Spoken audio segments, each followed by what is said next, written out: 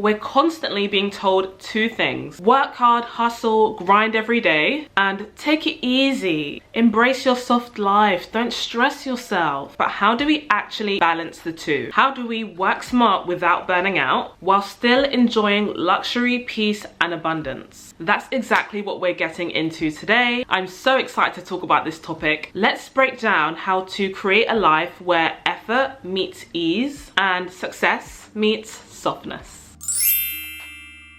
Step 1, we're going to define what soft life and hard work means for you. First things first, soft life and hard work actually looks different on everyone. Social media makes it seem like soft life is just making yourself a beautiful face mask, going to the spa, sleeping 10 hours a day, sipping cocktails, and hard work is suffering through a job that you hate. But that's not the reality. Here's the actual truth. Soft life isn't about avoiding work, it's about choosing work that aligns with your dream lifestyle. And hard work shouldn't mean having to juggle everything 24/7, burning yourself out, working yourself to the ground. It should be about working smart, working efficiently and intentionally in order to get what you want. So before anything, define what these two things mean for you. Okay, we're getting out our pens and papers. We're structuring this video a little bit differently today because we need to take actionable steps and it needs to make sense. Maybe after this video or right now if you can, I want you to take 5 minutes to write down, number 1, what does soft life actually look like in your dream reality? Is that you having your own place? Is that you being able to frequent the spa once a month? Is that afford to all the basic necessities or the things that you want in life? Number 2, what type of work are you willing to do to get there? For example, myself, when I pictured what soft life looks for me, I thought, okay, I don't want to be doing my 9 to 5 that I find boring and unfulfilling. I want to be able to be my own boss, be able to go freelance, just have a few clients that I work with every month, create content as and when, and have a community. So what type of work are you willing to do to get there? And lastly, what's your non-negotiable standard for ease versus effort? I'll give you an example. For me, it's I'm willing to put in hours of scripting and editing, but I won't sacrifice my sleep, I won't sacrifice my mental health to keep up with an unrealistic posting schedule. I could easily say, oh, in order to grow more, for example, on YouTube, I want to post 2-3 times a week, but I just know that I would burn myself out at this time doing that, especially because I'm on TikTok, I'm on Instagram. It would just be too much. I know that we all kind of want the life of our dreams, but we don't need to sacrifice our mental health. We don't need to sacrifice our health in general, because you get sick from being overworked in order to get what you want. And for example, I'm going to put in effort to grow my audience. I'm going to put in effort to pitch myself to clients, but I'm not going to take on projects that drain my creativity just for a paycheck. I'm not going to do a collab that I don't believe in for a paycheck. Do you know what I mean? It's all about knowing your limits. What level of effort are you comfortable with before it disrupts your well-being, productivity, or values? You cannot have soft life and hard work together if you don't even know what you want.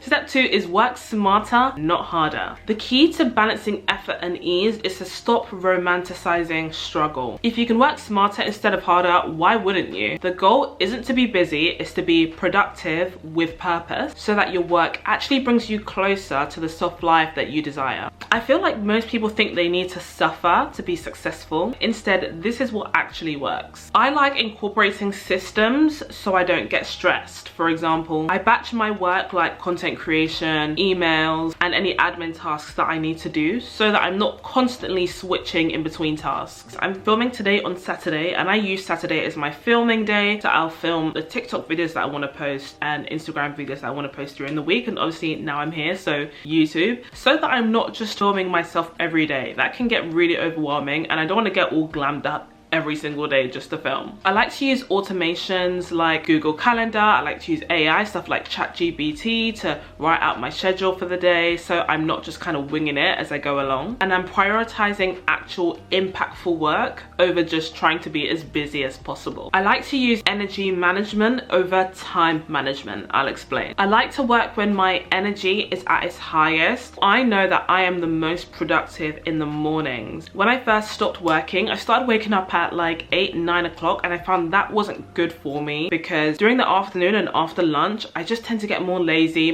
My brain isn't as fired up, so I just switched my wake up time for between 5 to 7 a.m. because I just know that my brain works better in the mornings and I'm more productive. So if you're the most productive in the mornings, then schedule your harder tasks then, and then leave the softer, low energy tasks for later. So an action step for you this week is make a list of 3 things that you can start batching or automating this week to make your life easier. Step 3 is create luxury in your everyday life. I'm all about bringing softness into your everyday life, even while you're working towards success. It doesn't have to be all doom and gloom. Soft life isn't about waiting until you make it to enjoy life. These are ways you can make your life feel more luxurious now, even if you don't have the funds to do it. Elevate your surroundings, even if it's about adding like a small plant here and there. You can even get dried plants or dried flowers so you don't have to keep rebuying them, or it's not hard to maintain. You can elevate your surroundings by literally just being a bit more organized. Declutter. Are there a bunch of things lying around that don't need to lie around? Can things go in the cupboard instead of being out on your desktop? Look more analytically at your space and just see how you can clean it up, because for me the best version of myself doesn't have cluttered worktops and doesn't have things lying around and clothes lying around where they shouldn't be, things on the floor. She doesn't have any clutter anywhere. So if you want to elevate your life in that kind of way, declutter your space. That would be my first step. Build in small indulgences like spending 10 minutes before bed to do your skincare routine, putting on a nice set of pajamas, even just making yourself a nice cup of tea before bed or just during the day, or the first thing you do when you wake up is you make yourself a tea or a coffee or whatever it is that you like. Romanticize your work. If you're someone who works from home, or even if you work in the office, play music, listen to a podcast, make your workspace cozy, make it chill vibes, and intentionally take breaks. In one of my last videos I talked about how I use the Pomodoro technique, which is just taking a 5-minute break every 25 minutes. You don't earn a soft life, you create it along the way. So write down 2 to 3 small luxuries that you can incorporate into your life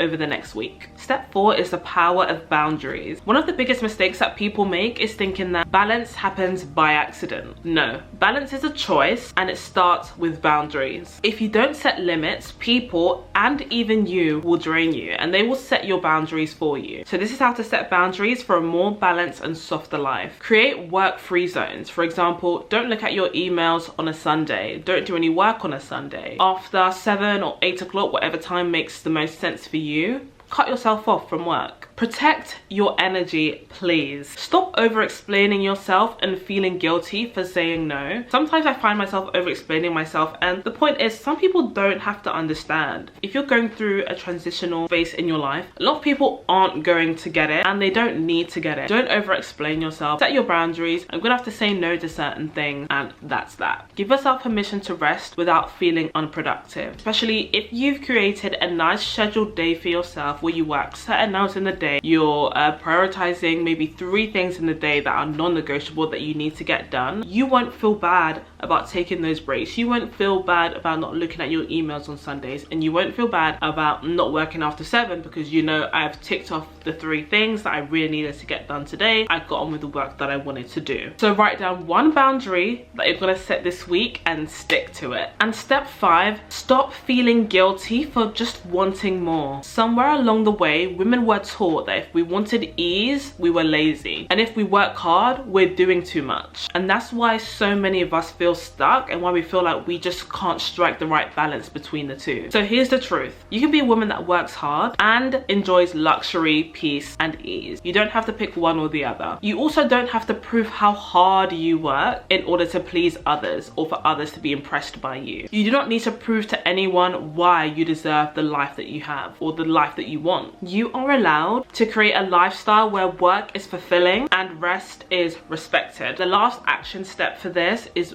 one of, if not my favorite affirmation that I say to myself every day. I am worthy of success without struggle. I love repeating that to myself every day because it just strikes the right balance of I'm willing to work hard and do what it takes to succeed, and I am worthy of that, but I don't have to sacrifice my mental health, my sleep, my well-being because of that. So at the end of the day, soft life and hard work aren't enemies, they're actually teammates. The secret is creating a life where work fuels your peace, not drains it. So here is your challenge. What's one small change that you're going to make this week to bring more balance into your life? If you like this video, hit that like button and subscribe for more content on building your dream life without the burnout. And if you need help designing a routine that works for you, check out my other videos on discipline, leveling up, and becoming your best self. Thank you so much for watching, and I'll see you next week. Bye.